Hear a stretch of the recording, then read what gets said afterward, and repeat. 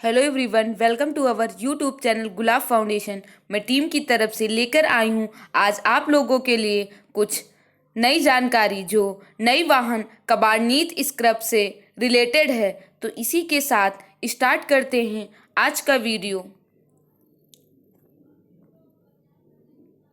नई नीति। केंद्रीय सड़क परिवहन एवं राजमार्ग मंत्री नितिन गडकरी ने कहा है कि नई नीति के तहत नया वाहन खरीदते समय अपने पुराने और प्रदूषण फैलाने वाले वाहनों को कबाड़ करने का विकल्प चुनने वाले खरीदारों को कई लाभ दिए जाएंगे।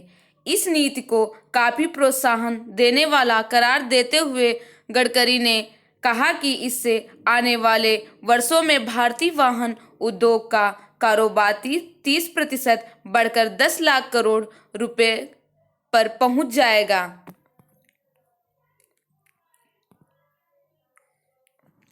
इस बार के बजट में हुई है स्क्रैपिंग पॉलिसी की घोषणा। जब 2021-22 में स्वैच्छिक वाहन कबाड़ नीति की घोषणा की गई है। माना जा रहा है कि इससे वाहन उद्योग को कोविड-19 महामारी के प्रतिकूल प्रभाव से उबरने में मदद मिलेगी। स्वैच्छिक वाहन कबाड़ नीति के तहत व्यक्तिगत या निजी वाहनों का 20 साल में और वाणिज्यिक वाहनों का 15 साल में फिटनेस टेस्ट होगा। गडकरी ने पीटीआई भाषा से कहा, अपने वाहनों को कबाड़ करने का विकल्प चुनने वाले ग्राहकों को विनिर्माताओं से कुछ लाभ दिया जाएगा। वास्तव में कबाड़ नीति फायदेमंद साबित होगी। इससे न केवल अर्थव्यवस्था को प्रोत्साहन मिलेगा बल्कि वाहन उद्योग को भी फायदा होगा और साथ ही वाहनों का प्रदूषण कम करने में भी मदद मिलेगी। सड़क परिवहन और राजमार्ग मंत्रालय, भारत सरकार पुरानी गाड़ी रखने वालों को ऐसे करेगी हतोत्साहित। नितिन गडकरी ने कहा कि वह जल्द इस नीति के ब्यौरे को जारी करेंगे। उन्होंने उम्मीद जताई कि आने वाले दिनों में वाहन उद्योग सबसे ज़्यादा रोजगार देने वाले क्षेत्रों में शामिल होगा।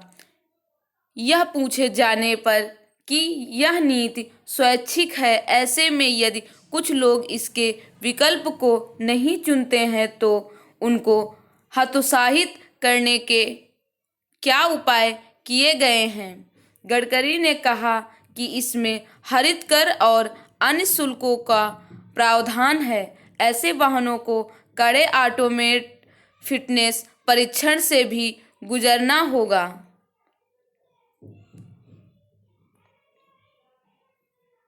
पुरानी कार से हर साल होता है लाखों का नुकसान। सड़क परिवहन एवं राजमार्ग सचिव गिरधर अरमाने ने कहा कि हितधारकों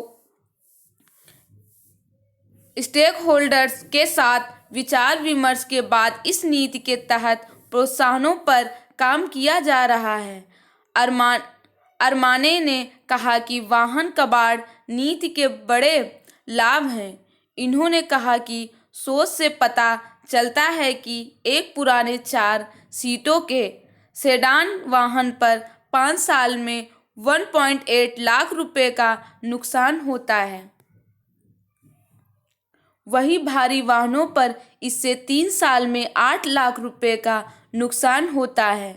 अरमाने ने कहा, हम कुछ प्रोत्साहन देना चाहते हैं। यह नीति अनिवार्य है। सभी वाहनों को ऑटोमेटेड फिटनेस परीक्षण से गुजरना होगा। इसमें मानव हस्तक्षेप नहीं होगा। इससे कोई भ्रष्टाचार या आंकड़ों की गड़बड़ी नहीं की जा सकेगी। पुरानी गाड़ी चलाना पड़ेगा बहुत महंगा। जब अगले वित्त वर्ष से नई व्हीकल स्क्रैपिंग पॉलिसी लागू हो जाएगी तो फिर 15 साल से पुरानी गाड़ियां रखना बहुत ही महंगा पड़ेगा। इसकी वजह यह है कि फिटनेस सर्टिफिकेट लेने की कीमत 62 गुना से भी अधिक हो जाएगी और प्राइवेट व्हीकल के रजिस्ट्रेशन को रिन्यू कराने की लागत भी करीब 8 गुना अधिक हो जाएगी। इतना ही नहीं, हर राज्य रोड टैक्स के अलावा ग्रांड टैक्स भी लगाएंगे, जिसे गाड़ी के मालिक को चुकाना ही होगा।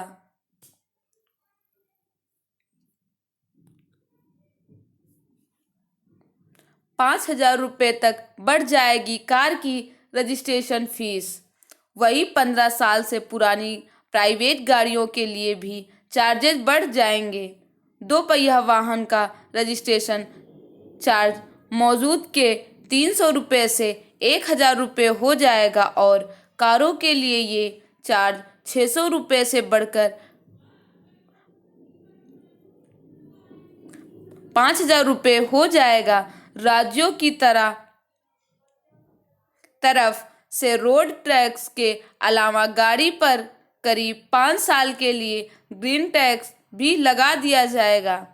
हर प्राइवेट गाड़ी का 15 साल के बाद रजिस्ट्रेशन रिन्यू कराना होगा और उसके बाद यही प्रक्रिया हर 5 साल के बाद होगी।